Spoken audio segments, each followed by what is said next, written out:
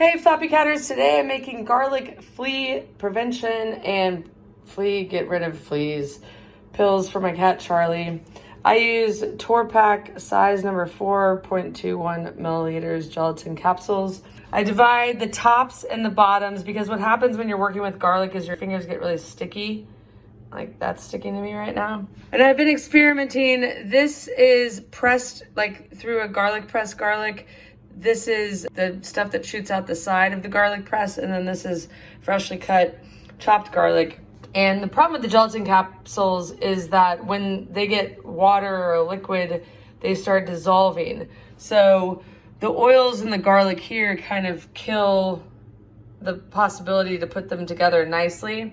So I'm preferring to do it this way. I want to make sure that the oils from the garlic are being released. Once I've made the pills, I store them in the freezer, and right now Charlie's getting 1 to 3 a week, depending on what the flea situation is. It's the only thing that's really helped him keep them off, and I was scared to try it, but I found out from Dr. Judy Morgan, who is a holistic veterinarian, that garlic is safe in small quantities. So they can have up to 1/4 of a clove, so not to be confused with the bulb, but a clove. That is 1 clove. They can have up to 1/4 of a clove 3 to 4 times a week. Charlie doesn't even get that. I mean, 1/4 of this is not even in one of those pills. He probably gets 1/4 total every week at this point.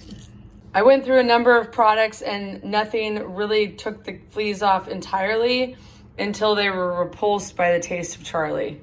And, you know, my veterinarian was like, I don't know about this, Jenny. And I said, well, what are the risks involved with garlic? And she said anemia. And I was like, well, that's the risk involved with flea bites. So I can't put neurotoxin chemicals on him. And I started reading, I found out more about garlic online. And, you know, there was another naturopathic doctor who treated cats for 40 years that were never on neurotoxin chemicals. You know, like we were on Revolution, and it gave Charlie a head tremor.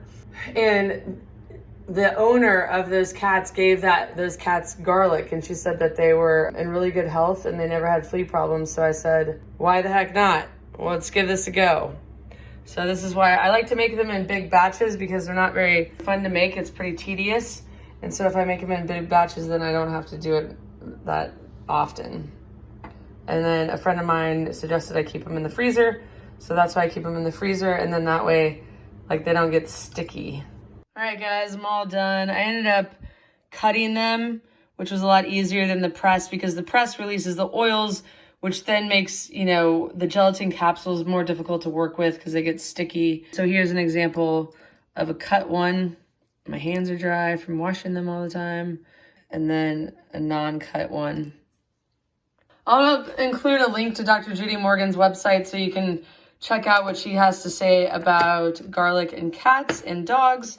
I'm super grateful because it was the one thing that got rid of the fleas for us. Like they were off of Charlie within 24 hours, which was awesome. It's exactly what I wanted. I'll also include a link to Torpack. I use Torpack size number 4 and number 3. Just I like to have them on hand in case I need to pill something that my cats don't want to eat syringed or put in their food. So they're great to have on hand. They're also just great if you have medicine to give your cats and it doesn't come in a gel cap. You can stick it in one of these gel caps so that they can't taste the medicine. I know there's some medicine that doctors don't give gelatin capsules with, and it can like make a cat foam at the mouth.